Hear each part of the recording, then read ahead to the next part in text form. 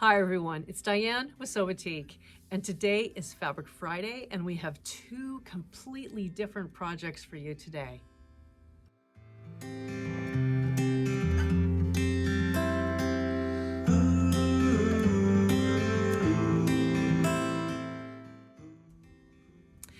Today is, oh my gosh, I looked at the calendar and I said to myself, it is the end of September. We have 3 months left of 2023, not to get you thinking about holiday, but I am on that track right now. I have to start thinking about what's happening over the next 3 months. It's crazy how fast this year has flown by. And I'm already wearing long sleeve t-shirts, which is one of the topics of today. Before we get to the projects, I really want to give you a quick reminder of a couple things. One, our inventory. Our shipment that we are expecting any day is not today. I couldn't believe it. We really wanted to be opening cases today and getting some fabric cut for your pre-orders to get them shipped. But it might not be next week, it might be the week after. We have no control over the trucking company. It is picked up from the port in California, and it is on its way. It's just now we're at the mercy of the trucker. So we are waiting for that. And I just really am so excited about getting to see the latest and greatest, newest Batik Rayon fabric. We have about 24 different new Batik Rayons to get those on the website for you as well. So the minute they arrive, I am going to be hiding away, taking photos, and hopefully making a few garments out of the new rayon as well. So that's an update on our inventory. All the other shipments, another shipment is at the port. It has to clear customs, and then that will be on its way. It's like they're about 2 weeks behind, 2 or 3 weeks behind getting everything done at the ports and then making its way up here. So thank you for your patience. We really do appreciate it. The second reminder is that this is almost the end of National Sewing Month. And so this is your last opportunity of getting any of those notions you were thinking about, the notions in the thread. Those are on sale now through the end of September. So if you were thinking about one of those, definitely take your opportunity now and get those items on special. Okay, those are my announcements. Now, the top I'm wearing today is a new top. The pattern just launched from Itch to Stitch Designs, and I'm never going to say this right, but it's called the Islares top, Islares top. And I'll put a picture of the pattern cover on the screen here so that you can see what it looks like. And Kenna just looks beautiful in it. And it was like oh, I have to buy this. So I quickly went to the site, her website, which is itchtostitch.com, and downloaded the pattern. It's on sale through next Monday, I believe. And we are an affiliate with Itch to Stitch. And so I quickly added a fabric pack for this top on our website. And there's a link in that fabric pack for you to slide on over there and purchase the pattern from her and get it downloaded, okay? It's really a smaller pattern simply because it is a simple top. And so there's not a lot of pages to print out, but there are some. And then taping those together so that we can get our pattern for our size. Let's talk about this pattern. The pattern is a simple square neck top, square front, and a square back. It has raglan sleeves, and I'm going to stand up here so that you can see this a little bit, but it has a raglan sleeve, and it's coming right from this corner down. There's a dart at the shoulder, and then 3 different sleeve variations: short sleeve, 3/4 length, and long. I just felt like it's fall, so long sleeve is perfect for me. And then it also has a really interesting curved hemline from the front and up the side and to the back as well. And it's just really a simple top. The pattern she describes is specifically for a knit.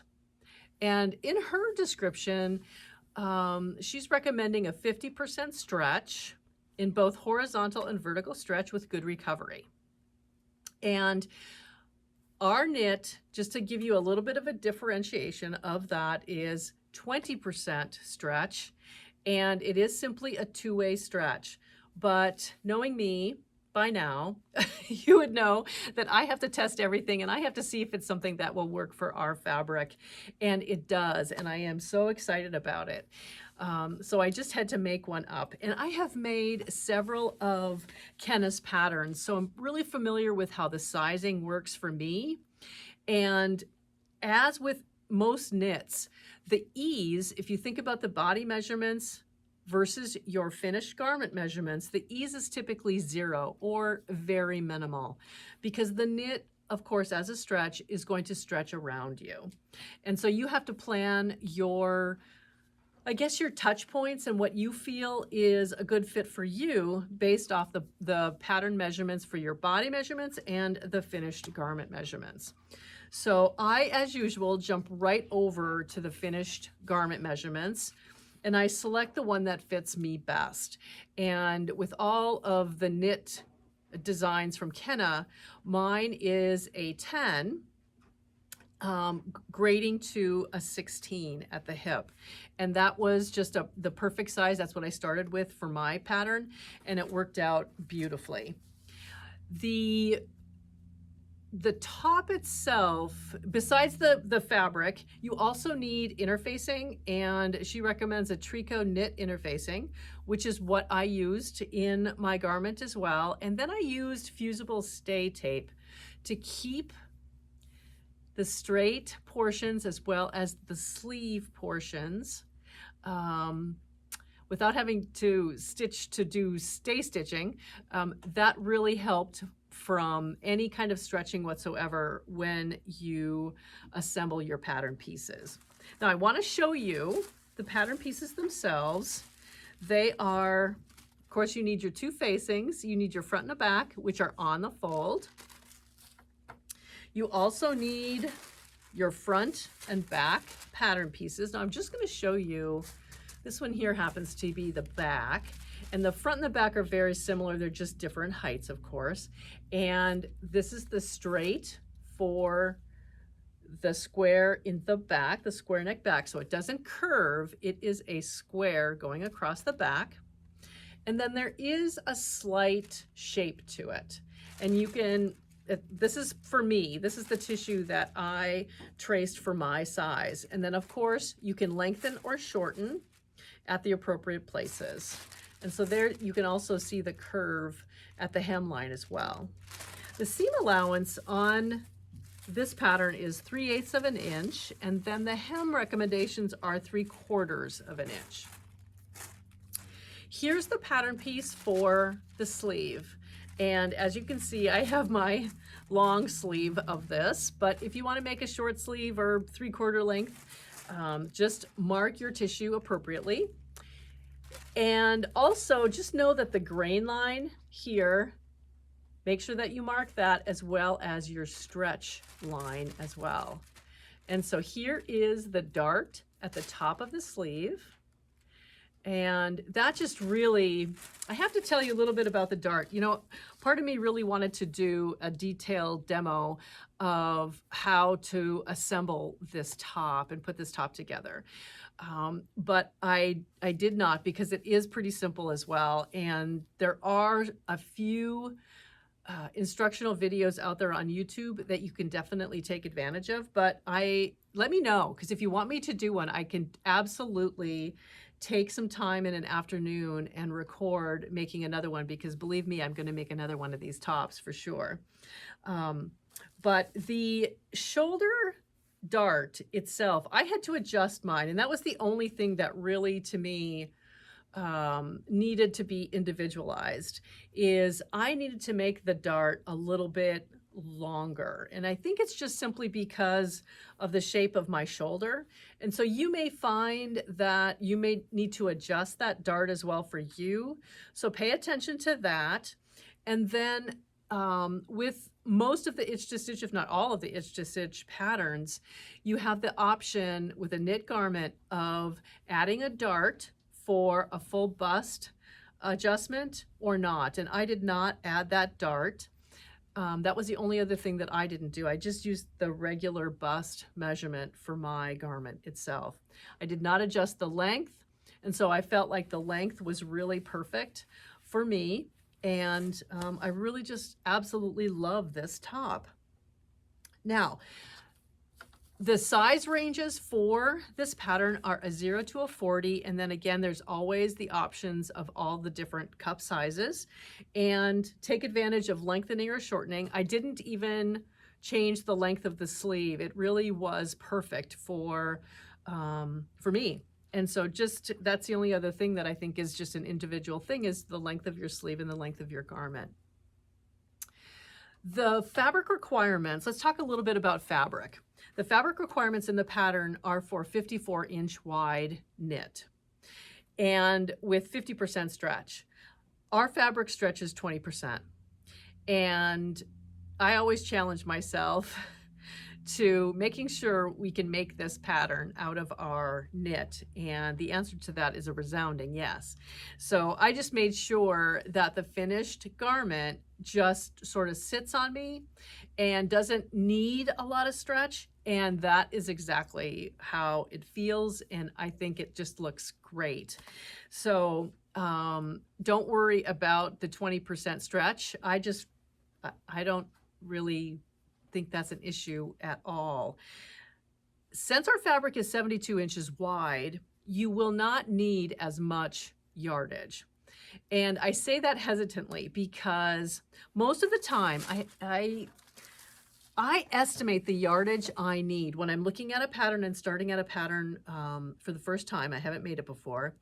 When it's 54 from 72, sometimes I may save on yardage and sometimes I may not. It depends on how many pattern pieces and how the pattern is laid out. So I estimated the length of the sleeve plus the length of the front or back pattern piece, whichever was longest. And with those two measurements, I ended up with deciding on 1 yard and 5/8. That was too much fabric. I only probably needed about 1.5 yards or 1.3 yards to make the long sleeve version. And I'm a size 10 going to a 16. So that should give you a good estimate of what you might need depending on your size range and length that you would like this garment to be. I'm going to jump over to the table, the cutting table, to show you exactly how I laid out the pattern pieces and was able to really shrink up the amount of yardage I needed because the fabric is 72 inches wide. This top only has a few pattern pieces. We have our front, which is on the fold.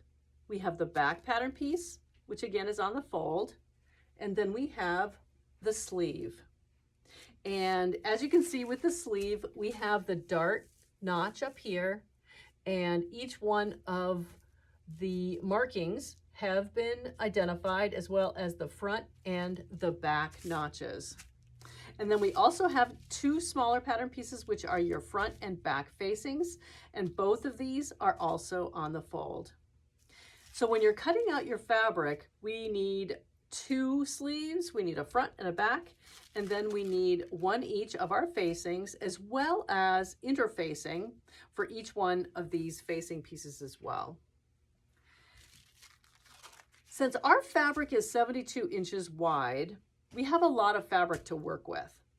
And the first thing that I think we all think about is that we're going to lay out, and I'm just going to lay out a couple things here.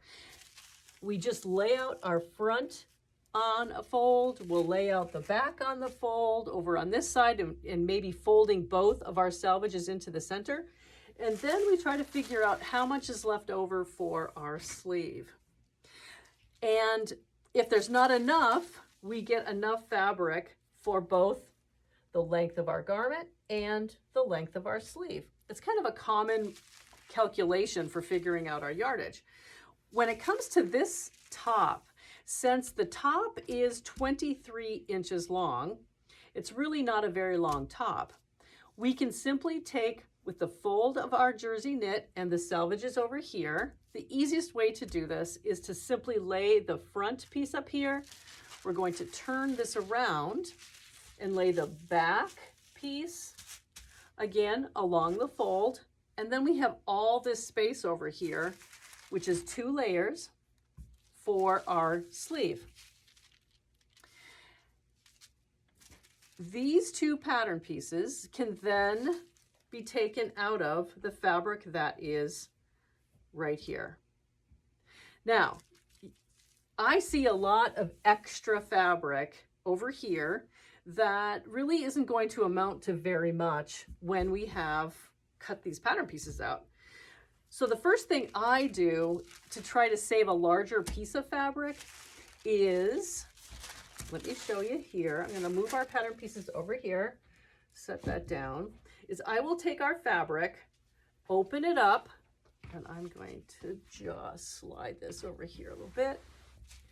And I know that the front and back pieces probably only measure about 13 inches wide. So I only need to fold and make sure that my grain line is straight.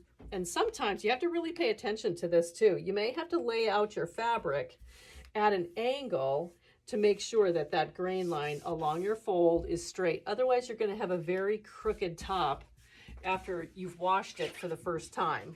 So I will take and lay out and reposition my fabric just like this. Now we're going to take our front and back pattern pieces and lay those along the fold. And as you can see, I probably could have moved a little bit further over and saved a little bit more of that fabric as well. Now I'm working with only 48 inches of fabric. So this is, just slightly more than 1.25 yards, okay? Once these are cut out, then I can take and fold this over on this side. So we're going to create another double layer of fabric, okay? And that, again, making sure it's straight of grain. I'm kind of fiddling here a little bit, but you see what I'm trying to do here. And then I can position this pattern piece. We'll turn it a little to be straight on grain. Always transfer your grain line and your stretch marks or your stretch line here on your tissue paper if you're not cutting out the pattern pieces themselves and using those, okay? So this is going to be straight of grain.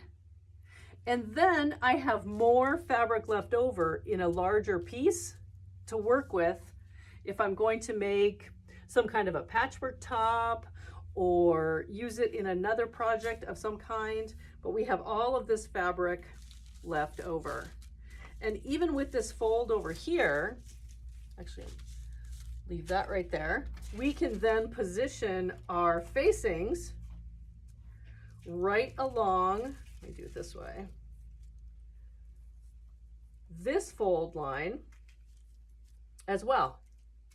And so we still have all of this other fabric left over for the next project. But these are the steps that I go through when I try to figure out how much fabric do I really need and what am I going to have left over. Hopefully that helped, and you can then decide how much yardage you need for your specific size and measurements, and it just really is great to be able to use the width of that fabric. And I have to show you, this is, except for a few of these, I save everything. It's crazy because I never know what I'm going to do with it. From the 1 5/8 yards, I ended up having, so this goes all the way across. So that's about 11 inches. And then because I kind of fussied it a lot and really didn't want to have any gaps, I have a whole bunch more left over to make. Maybe I can use this as a scrappy top where we do some patchwork or piecing to create another one of these tops. So I have a lot left, which is both good and bad. Okay, so that is the new top that I'm really excited about from Itch to Stitch, and I'll put another picture up here of the cover of the pattern so that you can see it. And our fabric packs are available on our website, and jump on over through our link to her site to get this pattern if you haven't already. It is 20% off through Monday, and see all the other wonderful patterns that she has as well if you are new to Itch to Stitch designs. Project number 2, we're going to talk a little bit about, and I'm going to give you an update on the Ombre Lattice Quilt. Here is the cover that we started a few Fridays back. I shared with you how we cut the fabric from our gradations to make this quilt, because the Ombre Lattice pattern was written for, I'm just going to do a quick recap here, was written for a specific fabric collection where the gradation in a 2.5-inch strip graded dark on both edges, both selvages, to a light in the middle. And it was written to cut it a certain way from 2.5-inch strips. Our gradation is not from dark selvages to light. It is from one selvage being dark to one selvage being light.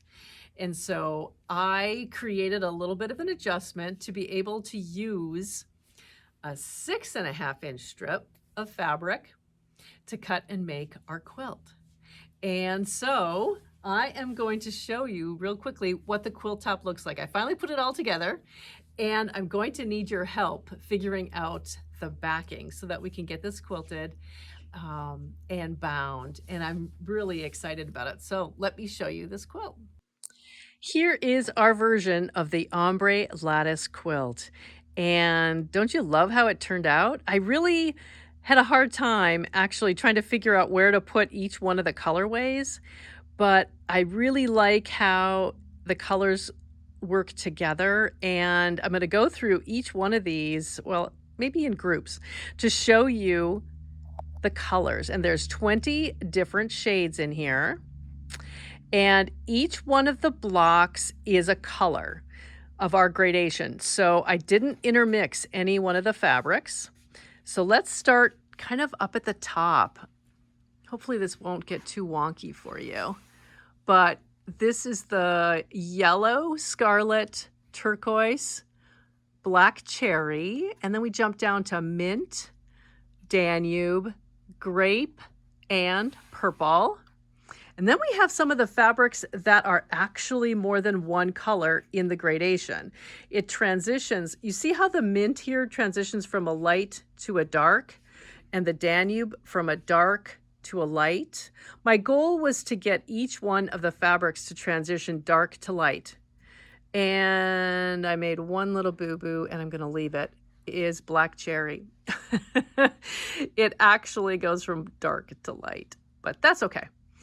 And so down here, we have our Atlantis, which transitions from blue to green.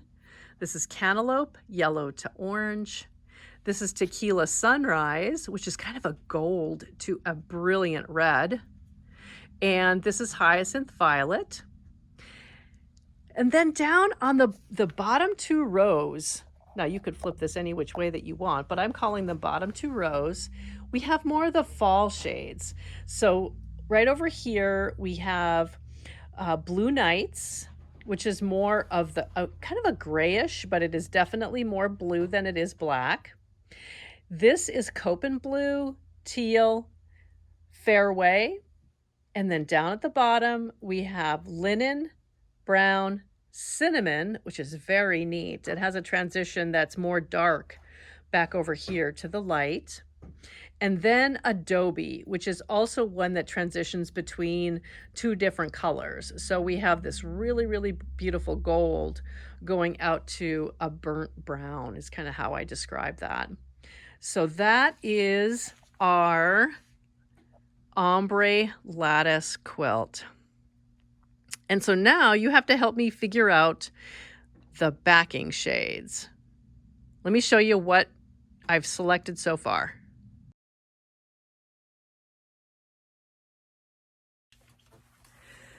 I decided to sit in front of the quilt so that we could match up our fabrics to the front of the quilt itself. And I think it'll give you kind of an idea of what we want to do with the backing. Now, a little bit about this quilt. The quilt itself measures 68 by 85. So that's a pretty good size quilt. It's, I think, a larger than a twin, but I would probably consider it a twin. You could also lay this across a queen size bed as a decorator, and that would really add a lot of life to your room as well. The kits on our website, I do want to briefly talk about those a little bit. We have two options for the kits. The kits are available with the pattern, all of the fabric for the top and the binding. That's what we call a basic kit. Or you also have the option of buying the backing with it. So you have a completed quilt kit. And when you do that, the backing is always discounted just slightly because you're buying a complete kit, okay? We also include in there our instructions on how to cut the gradations to get this look, because as I had mentioned earlier, we can't cut them 2.5-inch strips all the way across the width of our fabric and get the same look. It will look completely different. So I do include all of those cutting instructions, but definitely follow these patterns assembly instructions, because that's what you need this pattern for, okay? And the only other difference, I have to remind you of this too, is the only other difference is that I switched the black and the white reference on this quilt. So if you look at this quilt, where the center of each one of the blocks is black with a white dot, ours is white, which is from our glacier fabric, hand-dyed glacier, with a black center, which is our hand-dyed deep wisteria. So we have the 20 shades of gradations, plus all of the fabric for glacier, deep wisteria, and the binding is what comes in that kit. So cutting instructions from us, assembly instructions from the pattern itself. Okay, now let's look at the 4 fabrics that I selected. That's a hard choice when you take a look at all the different fabrics that we have in our collection of wide backs. I selected, let's start with kind of a lighter shade, the Medora Flora in the shade of Horizon Blue. It kind of is a mixture of, it's more pastel-y, but yet it's understated to let the front of the quilt really, really sing. Okay, so that's one. The next is Phoenix, and this is Robin's Egg Green, or blue, Robin's Egg. But the blue and the green, to me, these are shades that I absolutely love. And so that actually would be a beautiful shade as well. That's number 2. Number 3 is Phoenix, again, the Phoenix motif, and this is Dark Berry. And I love this one simply because the undertones of this fabric are more of that deep, rich blue, which goes really well with the hand-dyed deep wisteria that's going to be the binding as well. So I don't know about you, but I do give a little bit of consideration to how the binding is going to look on the back, but it doesn't, it's not that make or break decision. I just really want something that's going to look and kind of bring everything together. This is number 4. This is the Violetta in the shade of Malbec. So this is going more towards the grapes and pinks and purples. Okay. So those are the 4 that I picked. And again, give me your comment below and we'll have to figure out how I'm going to quilt this. I'm excited. There's a lot of straight lines here. So I'm going to have to figure out adding some curves or circles or bubbles or something to add a little bit more texture to the front of this quilt. It's going to be fun to finish up and share with you here in the near future once I figure this out. Now, the backing will probably be a little over 2 yards, full width of 115.